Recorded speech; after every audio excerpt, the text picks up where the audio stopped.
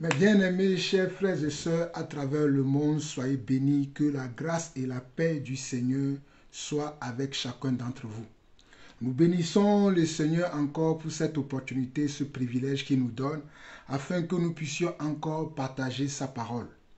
Nous l'aimons et nous voulons le ressembler. Et comme nous voulons le ressembler, nous aimons sa parole, nous aimons son esprit et nous aimons son enseignement, car son enseignement nous fait du bien. Pour ceux qui ne me connaissent pas, je suis l'apôtre Jean-Paul Laosson, serviteur de Dieu, et je vis en France. Voilà pour ceux qui ne me connaissent pas. Alors, aujourd'hui, j'avais prévu préalablement parler de la perte du salut. Est-ce qu'un chrétien peut-il perdre le salut ou pas? C'était le thème que je vous annonçais la dernière fois lorsque j'ai parlé du ministère de la femme. Mais j'ai eu beaucoup de questions après cet enseignement.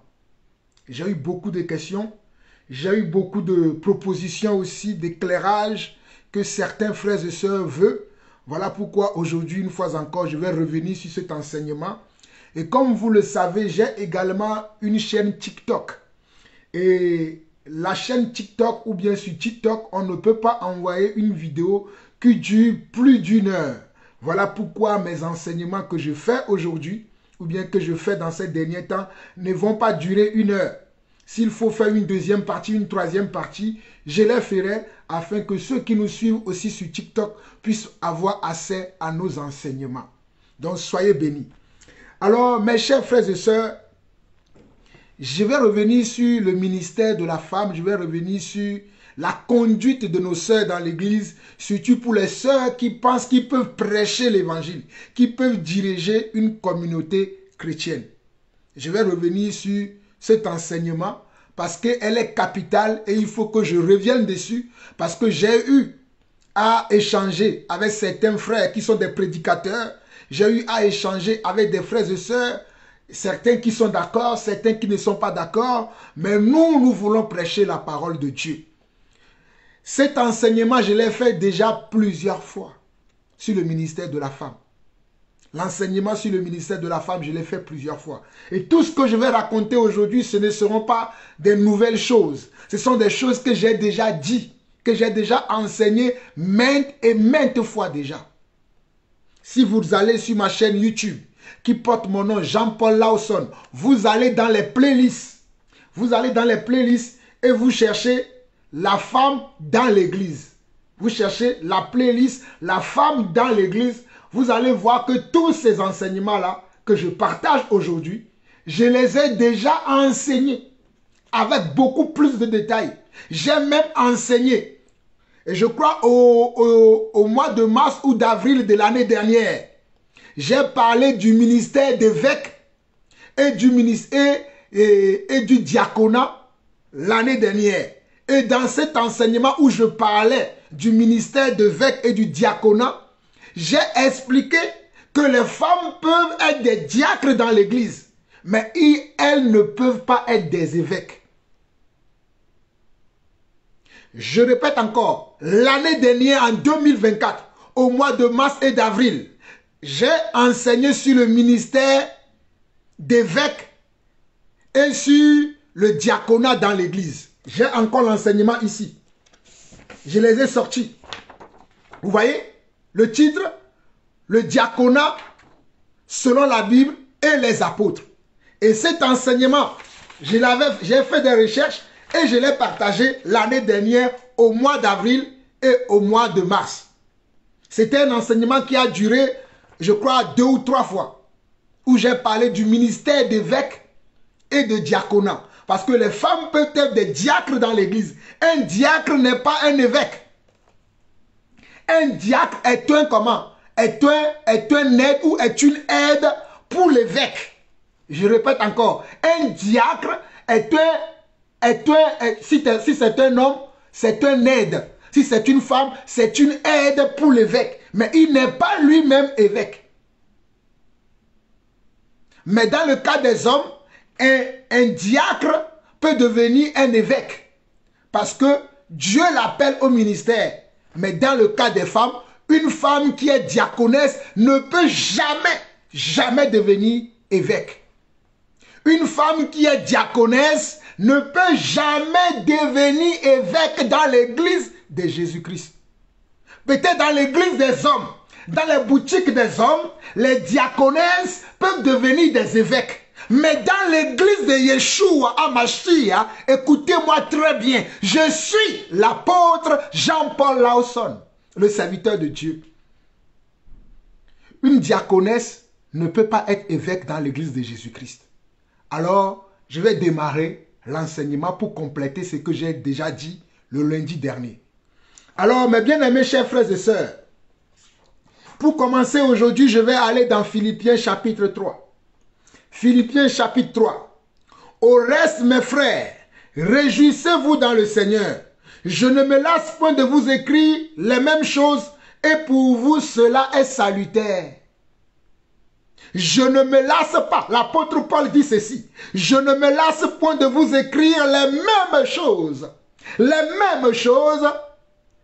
Et pour vous, cela est salutaire. De la même manière que mon prédécesseur, l'apôtre Paul, ne se lassait pas de répéter les mêmes choses, c'est la même chose que moi aussi je fais.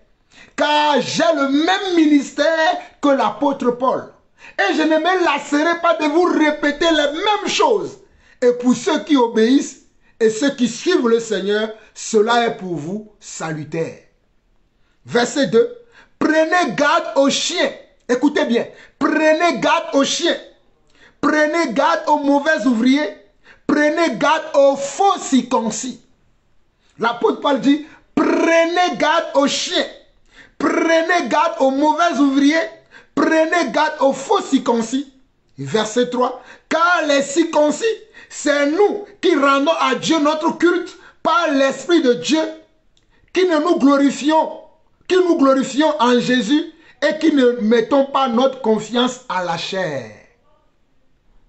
Mes bien-aimés chers frères et sœurs à travers le monde, c'est ainsi que nous les enfants de Dieu, c'est ainsi que nous les choisis, nous les mis à part, nous les sanctifiés, nous les appelés de Dieu, nous devons marcher. Je répète encore ce passage de Philippiens chapitre 3, le verset 1 et le verset 3 qui dit: au reste, mes frères, réjouissez-vous dans le Seigneur. Voilà pourquoi j'aime me réjouir dans le Seigneur. Je me réjouis dans le Seigneur. Je ne me réjouis pas dans la chair, mais je me réjouis dans le Seigneur. Et je ne me lasse point de vous écrire les mêmes choses, et pour vous cela est salutaire. L'apôtre Paul ne se lassait pas d'écrire les mêmes choses, de répéter les mêmes choses, car le but, c'est que cela soit salutaire pour ceux qui l'écoutent. Car le but de l'apôtre Paul, c'est que cela soit salutaire pour ceux qui l'écoutent et qui obéissent à ce qu'il dit. Je rends grâce à Dieu que quelques-uns d'entre vous, vous obéissez à ce que nous enseignons. Que le Seigneur vous bénisse. Mais par contre, verset 2, prenez garde aux chiens, prenez garde aux mauvais ouvriers. Ne savez-vous pas qu'il y a des mauvais ouvriers dans l'église? Ne savez-vous pas qu'il y a des mauvais ouvriers? Mauvais ouvrier. Un mauvais ouvrier, c'est quelqu'un qui n'obéit pas au maître d'œuvre. Un mauvais ouvrier, c'est quelqu'un qui n'obéit pas au maître d'œuvre. Je vais prendre la nature pour vous expliquer certaines choses. Dans le domaine de la construction, il y a toujours un maître d'ouvrage. Il y a toujours comme un architecte qui doit vous donner les instructions aux maçons, aux électriciens, aux plombiers, de la manière dont ils doivent faire la construction, dont ils sont en charge. Dans l'église de Dieu, nous avons aussi un maître. Et le maître, c'est Yeshua HaMashiach. Le maître, c'est Jésus-Christ. Le maître, c'est aussi sa parole. Le maître, c'est aussi la parole. Car il est écrit qu'au commencement était la parole était avec Dieu et la parole était Dieu. Et il est écrit également dans 2 Timothée, je vais vous lire ça rapidement, dans 2 Timothée, chapitre 3, le verset 16, dans 2 Timothée, chapitre 3, le verset 16, il est écrit également que toute écriture, Toute écriture, pas quelques écritures, pas certaines des écritures, pas quelques-unes des écritures, mais on nous dit que toute écriture est inspirée de Dieu et utile pour enseigner, pour convaincre, pour corriger, pour instruire dans la justice, afin que l'homme de Dieu soit accompli et propre à toute bonne œuvre. Toute écriture est inspirée de Dieu. Donc ce n'est pas l'inspiration de Dieu que l'apôtre Paul a dit dans 1 Timothée chapitre 2, le verset 9 au verset 11, que je ne permets pas à la femme d'enseigner ni de prendre de l'autorité sur l'homme. C'est inspiré par Dieu que l'apôtre Paul a dit ça. Que vous voulez l'accepter, acceptez-le. Que vous ne voulez pas l'accepter, ne l'acceptez pas. Mais nous autres, nous continuerons à vous dire cela, à vociférer cela, afin que vous changiez. Mais si vous ne voulez pas changer, cela ne sera plus de notre ressort. Nous ferons le travail de vous avertir. C'est ce que je fais. Alors, si nous revenons dans Philippiens chapitre 3, le verset 1, le verset 2 plutôt, il dit, prenez garde aux chiens, prenez garde aux mauvais ouvriers, prenez garde aux faux circoncis, car les circoncis, c'est nous qui rendons à Dieu notre culte par l'Esprit de Dieu. Rendre culte à Dieu par l'Esprit de Dieu veut dire rendre culte à Dieu en suivant sa parole, en suivant la doctrine, en suivant les pas de nos prédécesseurs et non pas inventer notre propre doctrine à nous. Verset 3. Car les circoncis, c'est nous qui rendons à Dieu notre culte par l'Esprit de Dieu, qui nous glorifions en Jésus-Christ et qui ne mettions point notre confiance à la chair. Donc je répète Philippiens 3, verset 2. N'oubliez pas ce verset-là. Philippiens 3, verset 2. Gardez-les dans votre cœur en disant, je dois prendre garde au chien. Le chien, c'est quelqu'un qui peut vomir et retourner dans ce qu'il a vomi et le manger après parce qu'il a faim. Je ne suis pas un chien, moi. Si toi, tu es une chienne, fais comme une chienne. Mais nous ne sommes pas des chiens. Nous sommes des brebis du Seigneur. Prenez garde aux chiens, prenez garde aux mauvais ouvriers, prenez garde aux faux circoncis.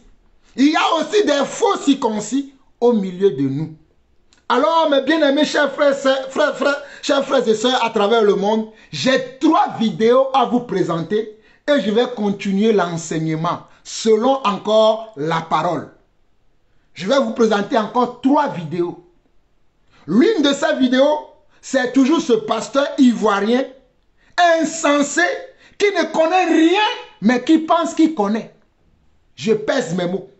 Montrez-lui ma vidéo que moi, Jean-Paul Lawson, j'ai dit qu'il ne connaît rien, qu'il est un insensé. Ce monsieur est un insensé. Il ne connaît rien du tout et il ne veut pas écouter. Pourquoi je dis cela? Vous allez voir dans la vidéo comment il parle. Et c'est pour ça que moi aussi, je me permets de lui parler comme ça, qu'il ne connaît rien, il ne sait rien du tout de Jésus-Christ. Mais il pense qu'il sait. Écoutez.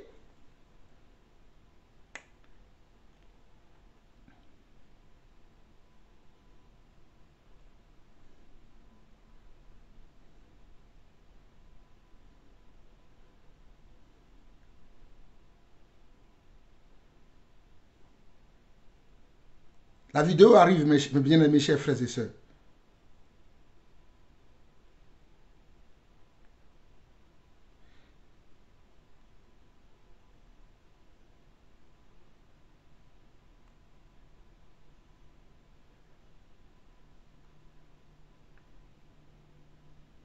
Oh là là, ça traîne.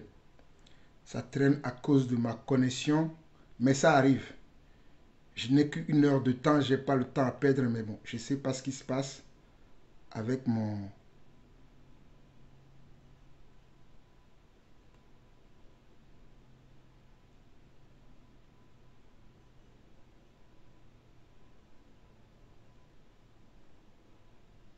Bon, je vais essayer de redémarrer mon téléphone que j'utilise pour la vidéo et je reviens. Mais pendant ce temps, pour ne pas perdre du temps, parce que j'ai beaucoup de choses à vous présenter, pendant que je redémarre l'appareil que j'utilise pour vous montrer les vidéos, j'aimerais lire un passage de 1 Corinthiens chapitre 12. 1 Corinthiens chapitre 12 pour vous préparer déjà à ce que le Seigneur a mis dans mon cœur pour vous conduire selon la parole de Dieu. Donc dans 1 Corinthiens chapitre 12, 1 Corinthiens chapitre 12, et j'affirme encore ici que nous disons que la femme peut prophétiser, la femme peut exercer le don de miracle, le don de foi, le don d'interprétation des langues, le don de libéralité, le don de chantre, le don d'assistance, tous les dons dont je vais vous parler dans 1 Corinthiens chapitre 12, la femme peut les exercer. Mais le ministère, la femme ne peut pas l'exercer dans l'église. Alors dans 1 Corinthiens chapitre 12, nous allons lire du verset 1 au verset 11 qui dit: pour ce qui concerne les dons spirituels, je ne veux pas, frères, que vous soyez dans l'ignorance. Vous savez que lorsque vous étiez païens, vous vous laissez entraîner vers les idoles muettes selon que vous étiez conduits. C'est pourquoi je vous déclare que personne, s'il parle par l'Esprit de Dieu, ne dit Jésus est anathème. Et que personne ne peut dire Jésus est le Seigneur si ce n'est pas le Saint-Esprit. Écoutez maintenant à partir du verset 4. Il y a diversité de dons, mais le même esprit. Diversité de ministères, mais le même Seigneur. Diversité d'opérations, le même Dieu qui opère tout en tous. Regardez ce qu'un Corinthiens 12, verset 4 au verset 6 dit. Il y a diversité de dons, mais le même esprit. Il y a diversité de dons, c'est-à-dire il y a divers dons dans l'église. Mais c'est le même esprit, c'est-à-dire le Saint-Esprit, qui octroie ces dons-là à chacun en particulier, comme il le veut et comme il le souhaite. Je continue. Diversité de ministères, mais le même Seigneur. Donc il y a diversité de ministères également. Le ministère est différent du don. Donc le ministère d'apôtre, le ministère de prophète, le ministère d'évangéliste, le ministère de pasteur ou d'enseignant est différent de celui qui a le don d'exhortation. Tu peux avoir le don d'exhortation sans avoir le ministère d'apôtre, de prophète, d'évangéliste, de pasteur et de docteur. Tu peux avoir le don d'exhortation, mais tu n'as pas le ministère.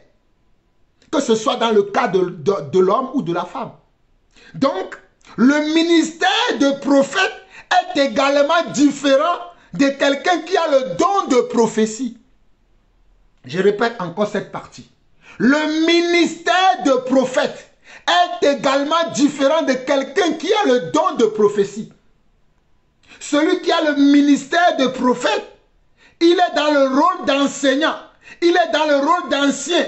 Il doit amener le peuple de Dieu à connaître la voix de Dieu, à connaître comment les commandements de Dieu. Alors que celui qui a le don de prophétie, il reçoit un message de la part de Dieu et il annonce ce message-là au peuple de Dieu. C'est deux choses différentes. Je répète encore ça. Celui qui a le ministère de prophète, c'est un enseignant de la parole de Dieu. Mais celui qui a le don de prophétie, c'est quelqu'un qui écoute un message, une parole de la part de Dieu et qui va l'annoncer à une tierce personne ou bien qui va l'annoncer à l'église. Donc cela ne fait pas de celui qui a le don de prophétie un prophète ou une prophétesse. Écoutez-moi très bien, je répète encore. Celui ou celle qui a le don de prophétie n'est pas un prophète. Je répète encore ça. Enregistré. Celui qui a le don de prophétie n'est pas un prophète. Parce qu'il n'a pas le ministère de prophète.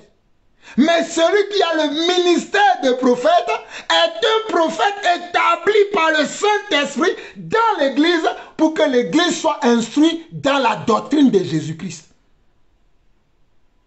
Donc, arriver à faire comment? La distinction entre le ministère de prophète et le don de prophétie. Alors je continue quoi?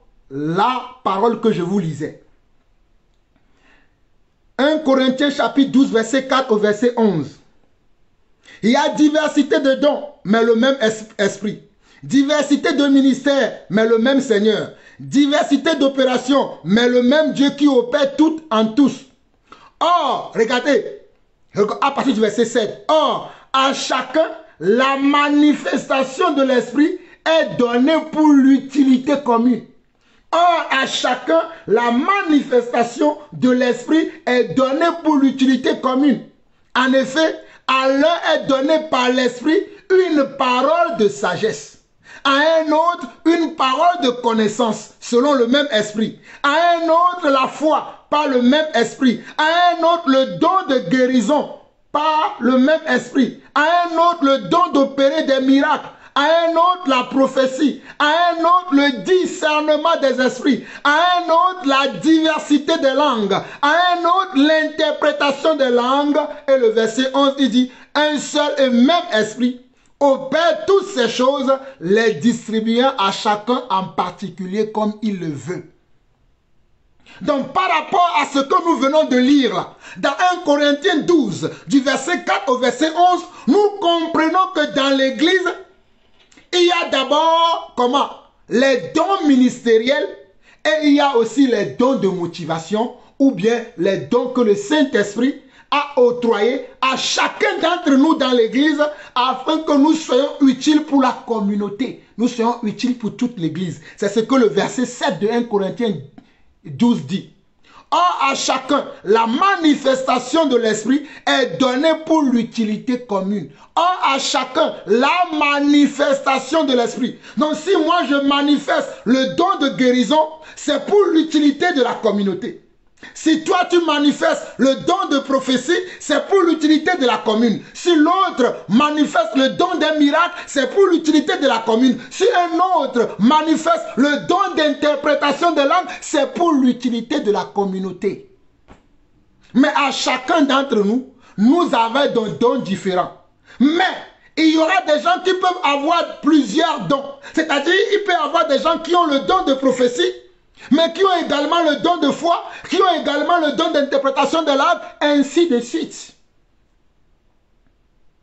Il peut y avoir un apôtre qui a le ministère d'apôtre, qui a aussi le don d'opérer des miracles. Tous les apôtres n'opéraient pas des miracles. Tous les apôtres n'opéraient pas des miracles. Ni tous les évangélistes, ni tous les pasteurs, ni tous les prophètes. Il y en avait quelques-uns parmi eux qui opéraient des miracles, notamment Paul, Pierre et Jean étaient des apôtres qui avaient des dons excellents. Et croyez-moi, je prie, jusqu'à ce jour, je prie pour que Dieu m'utilise aussi dans ces dons-là. Il y en a certains que j'ai déjà.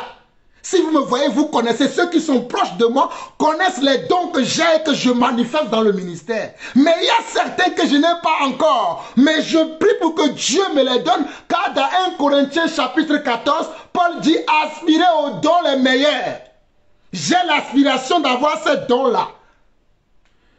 Mais pour l'instant, je ne les ai pas. Mais j'aspire à ces dons-là. Alors, j'espère que vous avez suivi cette partie. Il y a une différence entre le ministère de prophète et le don de prophétie. Il y a une différence entre le ministère de prophète et le don de prophétie. Le ministère de prophète, selon Éphésiens 4, le verset 11, selon Éphésiens 4, le verset 11, il dit, « Et il a donné les uns comme apôtres, les autres comme prophètes, les autres comme évangélistes, les autres comme pasteurs et docteurs pour le perfectionnement des saints en vue de l'œuvre du ministère et de l'édification du corps de Christ. » Et il a donné les uns. Il n'est pas écrit, il a donné les unes. Il n'y a pas les unes dans les dons que Dieu a octroyés, les dons ministériels. Dans les dons ministériels, c'est-à-dire les dons qui concernent le ministère de la parole, le ministère d'évêque dans l'église, il n'y a pas de femmes dans ces dons-là. Il n'y a que des hommes que Dieu a appelés pour exercer ces dons-là. Il n'y a pas de femmes dedans. Alors, mes bien-aimés chers frères et sœurs, je vais voir si la vidéo est maintenant prête pour que je puisse vous la montrer. Et nous allons continuer à partager notre enseignement parce que l'enseignement est capital. C'est elle qui va nous faire du bien et c'est elle qui nous montre que nous devons suivre le Seigneur sans distraction. Donc, il est important et très capital que nous comprenions cela. Donc, je vous prépare l'enseignement. C'est très important, mais souvenez-vous bien, très bien, je vais préparer aussi mon enceinte. Permettez-moi que j'allume mon enceinte pour que le son soit acceptable.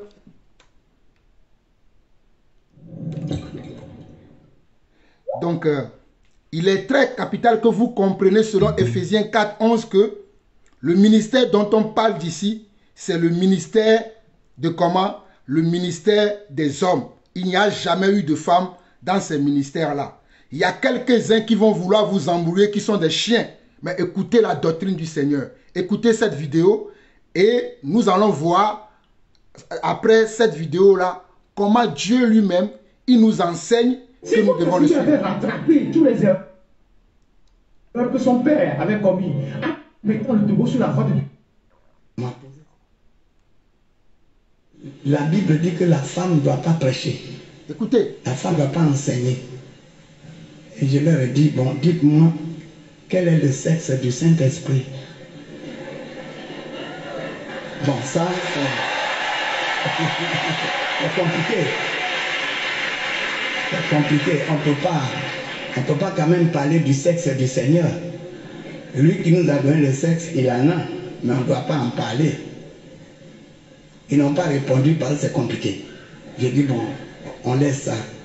La Bible dit qu'au dernier jour, je répandrai de mon esprit sur toute chair, vos fils et vos filles prophétiseront.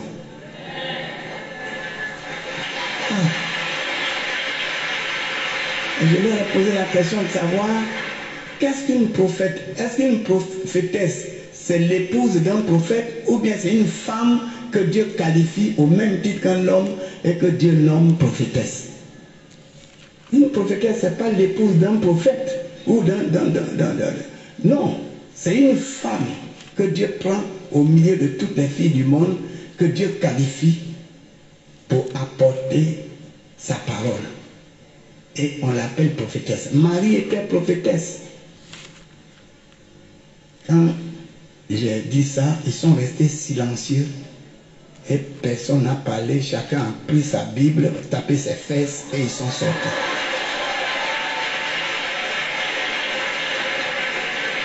C'est comme ça, en Côte d'Ivoire ici, le ministère des femmes avait commencé. Et la plupart de ceux qui m'ont attaqué là, aujourd'hui, il y a des femmes dans l'église qui apportent l'évangile.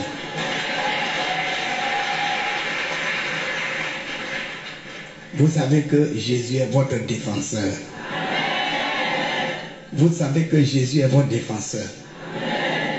Vous savez que depuis le jardin d'Éden, Dieu a mis de côté l'homme et il a dit pour ce qui concerne le salut de l'humanité, la restauration de l'humanité. En lui, l'humanité qui est rejetée, qui est perdue, pour que l'humanité retrouve sa place en lui, que l'humanité ait l'esprit, son esprit, et que l'humanité ait une communion avec lui, que l'humanité soit sauvée et régénérée et reformée, c'est la postérité de la femme. Dieu n'a pas utilisé l'homme. C'est la postérité de la femme qui a écrasé le diable. Et c'est ce qui a fait aujourd'hui que nous sommes sauvés grâce aux femmes. Vous êtes une source de bénédiction au nom de Jésus-Christ. Vous êtes une source de plénitude au nom de Jésus.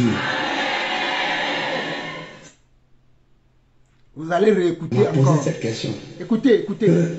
La Bible dit que la femme ne doit pas prêcher. La femme ne doit pas enseigner. Et je leur ai dit, bon, dites-moi, quel est le sexe du Saint-Esprit? Bon, ça... Vous voyez que ce monsieur ne comprend rien. on lui a posé la question. Il dit, hein, lui-même, il dit qu'une fois, il a rencontré des gens qui lui ont posé la question que la femme, ou bien la Bible dit que la femme ne doit pas prêcher. Et lui-même, il dit, moi, je leur ai répondu, quel est le sexe du Saint-Esprit? Quel est le rapport entre la question qu'on lui a posée et le Saint-Esprit? Voilà des ignorants comme ça, là. Des ignorants, des mauvais ouvriers comme ça, là, que vous écoutez. Et quand nous, on parle, vous allez dire, oui, il est dans son salon, il parle. Mais bien aimés, chers frères et sœurs, j'ai été bel et bien dans l'église. J'ai été formé dans l'église. J'ai commencé à servir Dieu dans l'église. C'est à cause de ce genre de choses-là que j'ai quitté les assemblées. C'est à cause de ce genre de choses-là que j'ai quitté les assemblées. Mais je reviendrai tout à l'heure s'il y a un témoignage. Écoutez jusqu'à la fin. Regardez, ils applaudissent. Ils applaudissent. C'est compliqué. On ne peut pas quand même parler du sexe du Seigneur. Lui qui nous a donné le sexe, il en a. Mais on ne doit pas en parler. Ils n'ont pas répondu parce que c'est compliqué. J'ai dit, bon, on laisse ça. La Bible dit qu'au dernier jour, je répandrai de mon esprit sur toute chair. Vos fils et vos filles prophétiseront. Ok. Le passage qu'il vient de citer là se trouve dans Joël, chapitre 2. Joël, chapitre 2, le verset 28 au verset 29 dit ceci. Après cela, je répandrai de mon esprit sur toute chair. Vos fils et vos filles prophétiseront. Vos vieillards auront des songes et vos jeunes gens des visions. Même sur les serviteurs et sur les servantes, dans ces jours-là, je répandrai mon esprit.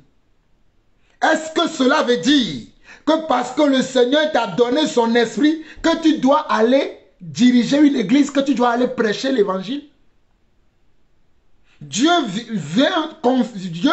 dit à son église que je vais répandre mon esprit sur toute chair, afin que toute chair soit habitée par ma présence, par mon esprit. Est-ce que cela te donne le droit, en tant que femme, d'aller prêcher l'évangile? C'est ce que ce message-là dit. Voilà comment les gens sortent les versets de leur contexte pour en faire un prétexte, pour enseigner des hérésies. C'est une hérésie que ce monsieur enseigne et ce monsieur ne connaît rien. Dites-le lui que Jean-Paul Lawson, l'apôtre, a dit qu'il est un ignorant et insensé. Qui se fâche? Mais je le lui dis. C'est un ignorant ce monsieur. C'est un grand ignorant et insensé. Et ceux qui l'écoutent aussi sont des ignorants et des ignorantes. Parce qu'ils applaudissent. Ils ne vérifient pas. Ils écoutent seulement, mais ils ne vérifient pas pour savoir si ce qu'on leur dit là, c'est la vérité. Écoutez jusqu'à la fin. Je leur ai posé la question de savoir qu'est-ce qu'une prophète? Est-ce qu'une prophétesse, c'est l'épouse d'un prophète ou bien c'est une femme que Dieu qualifie au même titre qu'un homme et que Dieu nomme prophétesse? Une prophétesse, ce n'est pas l'épouse d'un prophète ou non. C'est une femme que Dieu prend au milieu de toutes les filles du monde, que Dieu qualifie pour apporter sa parole. Et on l'appelle prophétesse. Marie était prophétesse. Voilà encore quelque chose qui raconte une interprétation particulière qu'elle fait. Je vous ai montré tout à l'heure la distinction dans le ministère de prophète et le don de prophétie. Ce n'est pas parce qu'une femme a le don de prophétie qu'elle est devenue prophétesse. Ce n'est pas parce qu'une femme a le don de prophétie qu'elle est devenue prophète ou prophétesse. Parce qu'il y a une différence entre le ministère de prophète et le don de prophétie. Le ministère, c'est quelqu'un qui enseigne la parole. Mais le don, c'est quelqu'un qui reçoit un message de la part de Dieu et qui le transmet à un individu ou à une communauté. Donc c'est différent, ces deux choses-là. Je suis l'apôtre Jean-Paul Lawson. Et j'aimerais que vous compreniez. Parce qu'il y en a certains d'entre vous, lorsque nous ne prenons pas de fouet pour vous fouetter, vous pensez que nous ne sommes pas appelés. Vous devez nous suivre, nous les apôtres, car c'est nous que Dieu a placés premièrement dans l'église. C'est nous qui veillons sur l'église. Dans 1 Corinthiens chapitre 12, le verset 28, écoutez-moi très bien. 1 Corinthiens chapitre 14, le verset 28. Et Dieu a établi dans l'église premièrement les apôtres, deuxièmement les prophètes, troisièmement les docteurs, ensuite ceux qui ont le don des miracles, puis ceux qui ont le don de guérir, de secourir, de gouverner, de parler diverses langues. Mais dans l'église, Dieu a établi premièrement les apôtres.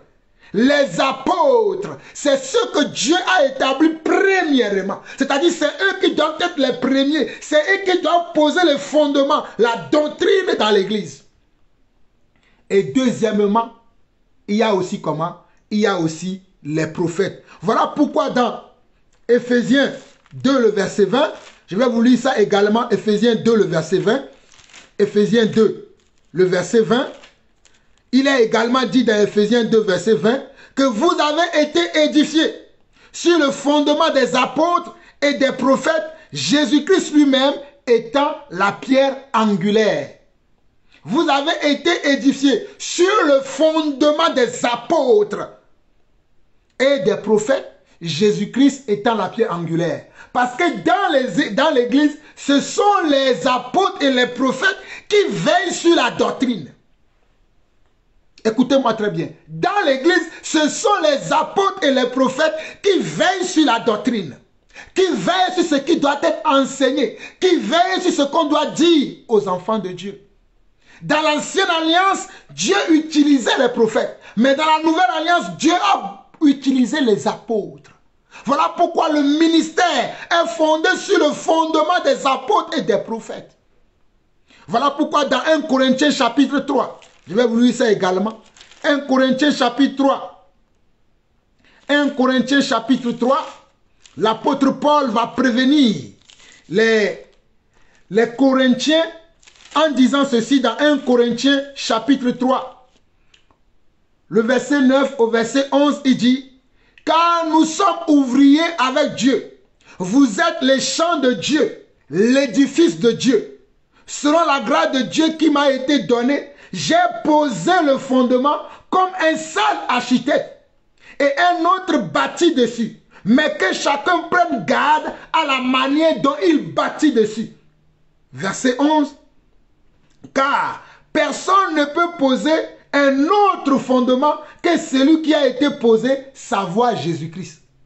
Personne ne peut poser un autre fondement qui a été posé. Le fondement qui a été posé par Jésus, c'est que Jésus a appelé 12 disciples qui sont devenus des apôtres et ces 12 disciples-là étaient des hommes. Dans la chambre haute dans Actes 2, lorsque le Saint-Esprit est descendu, comme ce monsieur le dit que le Saint-Esprit n'a pas de cesse, le Saint-Esprit est descendu sur les apôtres et que les apôtres et tous ceux qui étaient dans la chambre haute manifestaient le parler en langue, manifestaient les oracles de Dieu. Mais quand il fallait apporter la parole, c'était Pierre, l'apôtre Pierre qui a apporté la parole. Marie était au milieu d'elle ce jour-là. Marie était dans la chambre haute. Marie de Magdala était là également. Anne était là. Beaucoup de sœurs étaient là dans la chambre haute ce jour-là. Mais ce ne sont pas eux qui ont apporté la parole d'après ce que nous lisons dans Actes chapitre 2. Écoutons encore ce monsieur, je vais vous lire Actes chapitre 2, je le prépare. Quand j'ai dit ça, ils sont restés silencieux et personne n'a parlé. Chacun a pris sa Bible, tapé ses fesses et ils sont sortis.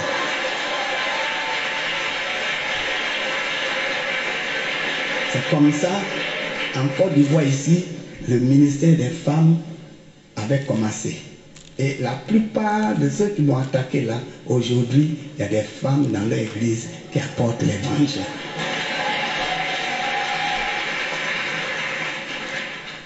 Vous savez que Jésus est votre défenseur. Vous savez que Jésus est votre défenseur. Vous savez que depuis le jardin d'Éden, Dieu a mis de côté l'homme et il a dit pour ce qui concerne le salut de l'humanité, la restauration de l'humanité. En lui, l'humanité qui est rejetée, qui est perdue, pour que l'humanité retrouve sa place en lui, que l'humanité ait l'esprit, son esprit, et que l'humanité ait une communion avec lui, que l'humanité soit sauvée et régénérée et reformée c'est la postérité de la femme. Dieu n'a pas utilisé l'homme.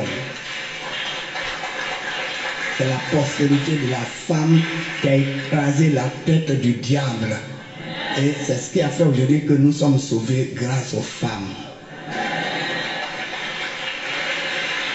Vous êtes une source de bénédiction au nom de Jésus-Christ. Vous êtes une source de plénitude au nom de Jésus. Alors, mes bien-aimés chers frères et sœurs, nous ne disons pas que nos sœurs ne sont pas une bénédiction pour nous. Nous ne disons pas cela. Nous disons simplement que les sœurs ne peuvent pas prêcher l'évangile et ne peuvent pas être à la tête d'une communauté. C'est la seule chose que nous disons. Pourquoi vous extrapolez et vous dites les choses que nous ne disons pas? Nous le répétons bel et bien qu'il y a beaucoup de choses que les sœurs peuvent faire dans l'assemblée, dans les communautés. Mais prêcher l'évangile, cela leur est interdit. Et il y a une écriture qui le dise. Il y a une écriture qui le dise. 1 Timothée, je vais lire ça. 1 Timothée, rapidement, je vais lire ça. 1 Timothée. Parce que il est important et très capital que vous compreniez pourquoi c'est important que vous compreniez ces choses. Dans 1 Timothée chapitre 2, le verset 9 au verset 11, Paul dit « Je veux aussi que les femmes, vêtues d'une manière décente avec pudeur et modestie, ne se parent ni de tresses, ni d'or, ni de perles, ni d'habits somptueux, mais qu'elles se parent de bonnes œuvres comme il convient à des femmes qui font profession de servir Dieu. » Donc si tu es une femme qui fait profession de servir Dieu, voici ce que tu dois faire. Verset 11, il dit « Que la femme écoute l'instruction en silence avec une entière soumission. » Que la femme écoute l'instruction en silence avec une entière soumission. Verset 12. Je ne permets pas à la femme d'enseigner, ni de prendre de l'autorité sur l'homme, mais elle doit demeurer dans le silence, car Adam a été formé le premier, Ève ensuite. Adam n'a pas été séduit, mais la femme séduite s'est rendue coupable de transgression. Paul dit pourquoi la femme ne doit pas comment? Ne doit pas prêcher, ne doit pas enseigner.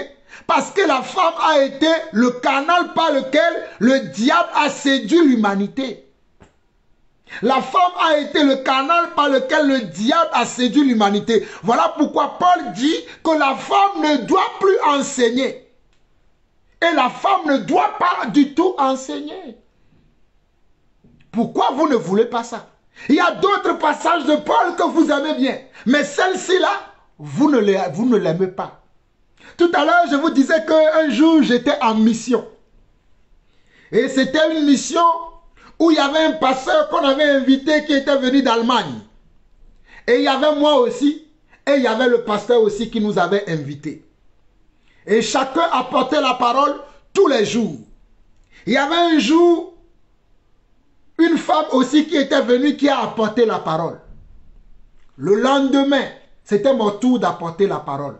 Mais bien aimés chers frères, lorsque j'ai pris la Bible, j'ai parlé que la femme ne doit pas enseigner. J'ai été très dur en prêchant le message là le jour là. Je m'attendais que le jour là, quand je vais prêcher, le pasteur qui m'a invité va me fermer les portes de son église. Mais ceux qui me connaissent savent que lorsque je suis appelé pour faire l'œuvre de Dieu, je ne tourne ni à gauche ni à droite. Je m'en fous de les raconter à des gens. Moi, je me place à ce que Dieu me dit de dire. Et ce jour-là, lorsque j'ai prêché, la femme qui avait été invitée, qui avait précédé la veille, avant que moi je prêche, était mal à l'aise. Le pasteur qui m'a invité était aussi mal à l'aise. Mais moi, j'ai dit ce qu'il fallait dire. Et je me rappelle que à chaque fois qu'on finissait de prêcher l'évangile, tout ça, et qu'on finissait le ministère, on mangeait ensemble. On était à table en train de manger. Et le pasteur qui m'avait invité m'a dit, mais ce que tu as dit là, je l'ai déjà écouté plusieurs fois. Mais moi, je pense que on doit quand même laisser... J'ai dit, hé, mon ami, écoute-moi très bien. Jean-Paul Lawson ne fera pas comme tout le monde. Moi, je suis un apôtre et je respecte les Écritures. Si toi, tu ne veux pas respecter les Écritures, tu sais quoi? même si nous finissons de manger aujourd'hui, je ne poursuivrai plus la conférence avec vous. Parce que je ne veux pas me mélanger avec les choses dont je sais clairement que Dieu ne veut pas. Donc si la femme là que tu as invitée va encore prêcher demain, moi je prends mes affaires, je m'en vais de votre église parce que je ne me mélange pas avec n'importe qui. Il m'a dit le frère, oh non, ce n'est pas pour ceci, pour cela, ce n'est pas... Bon, on comprend, on va le dire de ne pas prêcher. Comme ça, on va suivre ce que Dieu a préparé pour nous, qui t'a donné pour nous, on va te suivre jusqu'à la fin. Et je suis resté jusqu'à la fin de la conférence, mais la femme là n'est plus revenue prêcher.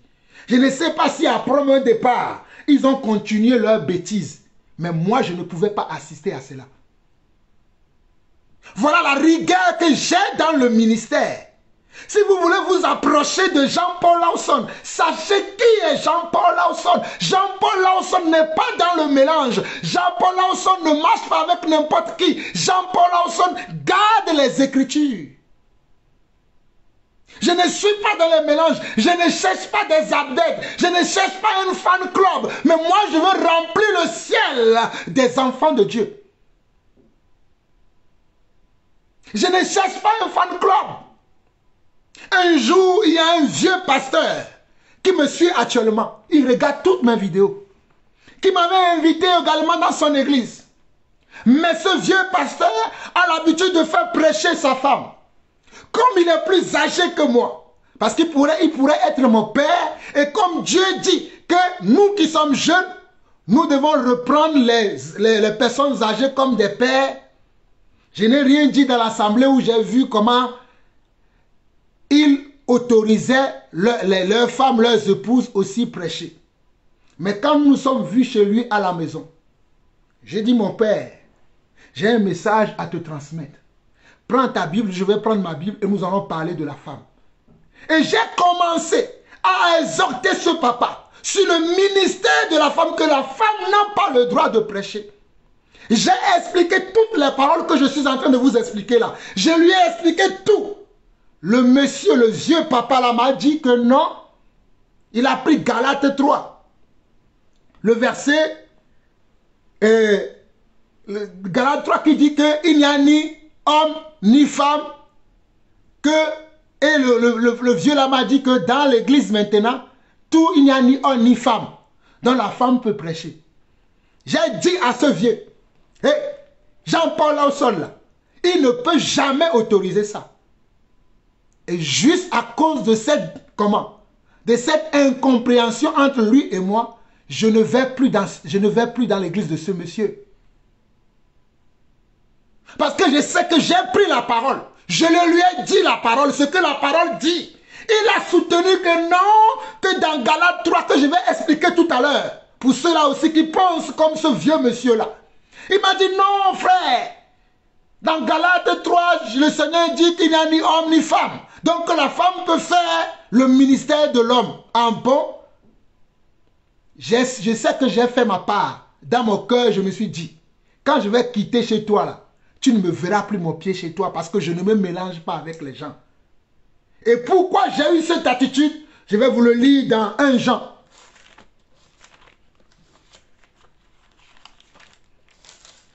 Quand on vous parle là, vous pensez que vous êtes plus sage, vous pensez que vous connaissez Dieu plus que nous. Dans 1 Jean chapitre 2, le verset 7 au verset 11, écoutez-moi très bien. Je vous donne toute la sagesse que j'ai concernant les Écritures. Dans le deuxième épître de l'apôtre Jean, le verset 7 au verset 11 dit ceci. Car plusieurs séducteurs sont entrés dans le monde et ne déclarent pas publiquement que Jésus-Christ est venu en chair. Celui qui est tel, c'est le séducteur et l'antéchrist. Prenez garde à vous-même afin que vous ne perdiez pas le fruit de votre travail, mais que vous receviez une pleine récompense. On dit prenez garde à vous-même. Pour prendre garde à moi-même, voilà pourquoi je me sépare de toute personne qui se dit prophète, apôtre, évangéliste, pasteur, enseignant de la parole de Dieu, mais qui permet que la femme enseigne. Je ne peux pas marcher avec toi. Moi, Jean-Paul Lawson, je ne marcherai pas avec toi. Je vais t'avertir d'abord. Si tu insistes que toi, tu vas laisser ta femme prêcher, je vais te quitter.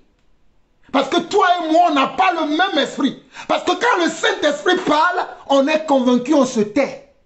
On ne trouve pas des pensées, des idées pour soutenir le mensonge. On s'humilie et on obéit au Saint-Esprit. Hey, je ne rigole pas avec l'évangile. Hein. Je ne suis pas comme vos pasteurs qui sont des paresseux, qui ne travaillent pas, qui attendent vos offrandes et vos dîmes, qui vous laissent faire n'importe quoi là. Moi, Jean-Paul Lawson, je ne suis pas comme eux. Hein. Je travaille. Je travaille, je gagne mon pain à la sueur de mon front. Et je suis l'évangile tel que les prédécesseurs l'ont enseigné. Mais je ne veux pas me compromettre parce que vous allez me donner la dîme, les offrandes. Je ne prends aucune dîme chez quelqu'un. Je ne prends aucune offrande parce que je n'ai pas un bâtiment dans lequel je vous rassemble. Mon église, c'est ça et vous. C'est pour ces raisons-là que je veux être libre, afin que vous ne m'imposez pas à faire le contraire de la volonté de Dieu. On ne va pas m'imposer à moi. Hey! Là, que Dieu vous ouvre les yeux. Vous savez l'amour que j'ai pour Dieu? Hey, l'amour que moi j'ai pour Dieu, moi qui n'étais rien,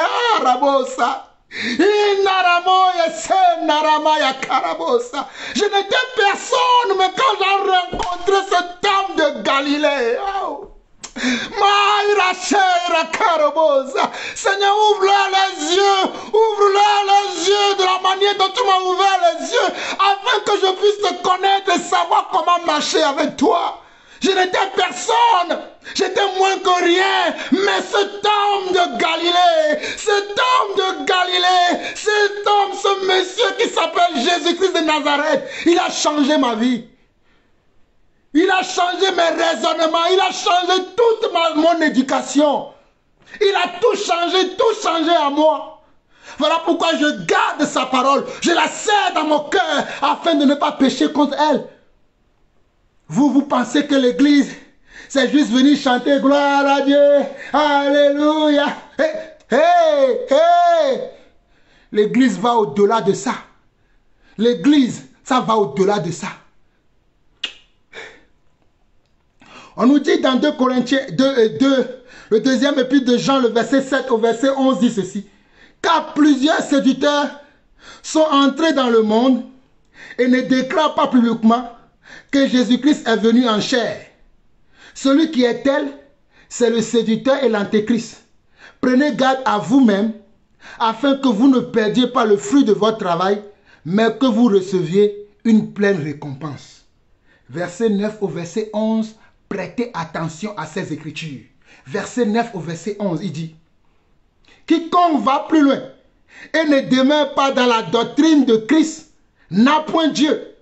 Celui qui demeure dans cette doctrine a le Père et le Fils. Si quelqu'un vient à vous et n'apporte pas cette doctrine, ne le recevez pas dans votre maison et ne lui dites pas salut, car celui qui lui dit salut participe à ses mauvaises œuvres. Voilà pourquoi je me sépare de toute personne, de tout frère, de toute sœur qui prêche l'évangile et de tout frère et de tout frère qui permet qu'une femme soit dans le ministère d'enseignement. Je ne peux pas marcher avec vous. On n'a pas comment le même esprit. C'est clair et net, sachez-le aujourd'hui. Si vous me voyez de loin et vous voulez vous rapprocher de moi, sachez ce que j'enseigne, ce que je prêche. Quiconque va plus loin, deuxième épître de Jean, le verset 9 au verset 11. Quiconque va plus loin et ne demeure pas dans la doctrine de Christ n'a point Dieu.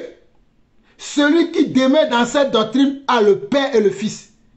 Et si quelqu'un vient à vous et n'apporte pas cette doctrine, si quelqu'un vient à vous et n'apporte pas cette doctrine que nous défendons là, ne le recevez pas dans votre maison et ne lui dites pas salut, car celui qui lui dit salut participe à ses mauvaises œuvres. Je ne veux pas participer aux mauvaises œuvres, que celui qui a des oreilles pour entendre.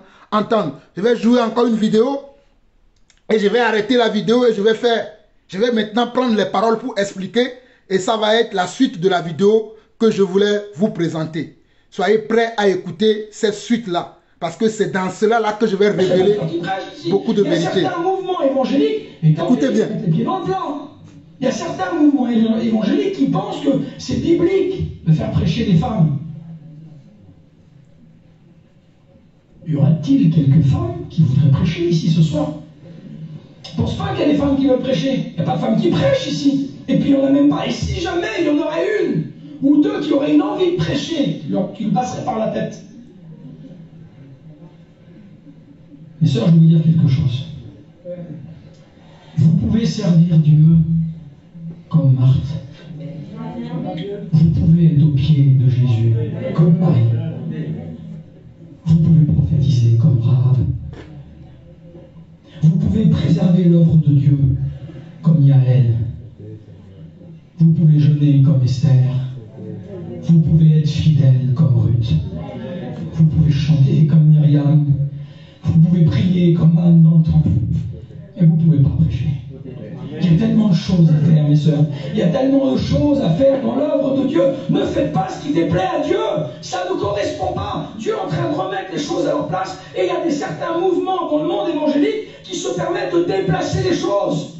C'est pas dans la Bible. Mais alors comment? Pourquoi c'est pas marqué dans la Bible? Non, c'est pas marqué dans la Bible. Et je ne l'invente pas. Vous voulez que je vous lise la Bible? Allez, je vais vous lire la Bible. La Bible dit, vous êtes d'accord avec moi, 2 Timothée chapitre 3 verset 16, que toute écriture est inspirée de Dieu et utile pour corriger, pour enseigner. C'est vous, la parole de Dieu. On a la Bible comme référence. Qu'est-ce qu'on va aller chercher ailleurs? Alors, Seigneur, dans la Bible, il y a des textes qui expliquent ça, qui disent que la femme n'a pas le droit de prêcher. Bien, l'apôtre Paul, je pense que l'apôtre Paul, c'était quelqu'un qui connaissait Dieu et qui était en accord avec les vérités de l'Évangile et de la Bible, puisqu'il a quand même écrit quelques épîtres. Regardez ce texte, je vais vous faire la lecture comme ça, vous allez voir que ça ne vient pas de mon petit cerveau. 1 Timothée, chapitre 2, et verset 11. On peut le lire le texte, Pino. Encore à Dieu, on peut lire la Bible, c'est important. Et les frères, je sais que Pino, cet enseignement, tous les frères de la mission sont d'accord avec ça. Paul va dire ça à Timothée, 1 Timothée 2, 9. Je veux aussi que les femmes se parlent de bonnes œuvres, comme il convient à des femmes qui font profession de servir Dieu. Que la femme écoute l'instruction en silence, avec une entière soumission. Elle écoute en silence, avec une entière soumission. Je ne permets pas à la femme d'enseigner ni de prendre autorité sur l'homme, mais qu'elle demeure dans le silence. Amen. Vous êtes d'accord avec ça? Alléluia, gloire à Dieu. Que c'est beau l'ordre dans l'Église. Que c'est beau quand les choses sont à leur place. Quand les serviteurs de Dieu sont à leur place. Il n'y a pas de sortie prêche ici. Il y a certains mouvements évangéliques. Vous avez écouté ça? Je vais vous faire écouter un autre et nous allons nous arrêter sur celui-là. Je vais vous faire écouter un autre. 1 Timothée 2, verset 12 dit « Je ne permets pas à la femme d'enseigner ni de prendre autorité sur l'homme, mais elle doit demeurer dans le silence. » Pour mieux comprendre pourquoi Paul a écrit cela, plusieurs facteurs contextuels et théologiques doivent être pris en compte. Non. Il y a un seul contexte qui nous est donné dans le texte. Et vu qu'il a honte de dire que des femmes prédicatrices, des femmes pasteurs, sont en claire désobéissance à la parole de Dieu, elles usurpent l'autorité de l'homme, etc., eh bien, il va chercher des contextes imaginaires qui ne sont pas dans le texte. Lisons les 2 versets suivants. Car, je répète, car, ça veut dire qu'il y a une raison qui est donnée. Adam a été formé le premier et Ève ensuite, et il n'a pas fini. Ce n'est pas Adam qui a été séduit, c'est la femme qui, étant séduite, est tombée dans la transgression. Donc pas besoin d'écouter son explication inutile de 5 minutes 50, c'est pas difficile. Il y a un contexte biblique qui est donné, c'est-à-dire qu'on revient aux fondamentaux, à la parole de Dieu. Et la parole de Dieu, elle est inspirée, sans contradiction, infaillible. On ferme son clapet devant la parole de Dieu quand elle ordonne quelque chose d'aussi important. Exactement comme le Seigneur Jésus-Christ, quand on est venu lui demander « Est-ce qu'on peut divorcer pour n'importe quelle raison ?» Qu'est-ce qu'il a fait Jésus? Est-ce qu'il a fait comme Moïse dans sa vidéo écoutez, il y a plusieurs contextes historiques et théologiques à prendre. Non, pas du tout. Qu'est-ce qu'il a dit? Il a dit c'est à cause de l'endurcissement de votre cœur que Dieu il vous a permis que vous écriviez une lettre de divorce, mais au commencement, Dieu, il est créé à hommes et femmes, etc. On revient aux Saintes Écritures, à la Genèse, à la source. Donc n'ayons pas honte de dire qu'une femme pasteur est en claire désobéissance à la parole de Dieu. Arrêtons d'être des chrétiens bisounours comme cette personne. Il y en a trop sur les réseaux sociaux, ça devient agaçant. D'accord? Soyons sérieux, aimons la parole de Dieu, hein, et n'ayons pas honte à cette époque actuelle de rappeler les fondamentaux, même si ça dérange. J'espère que c'est clair. Que Dieu vous bénisse.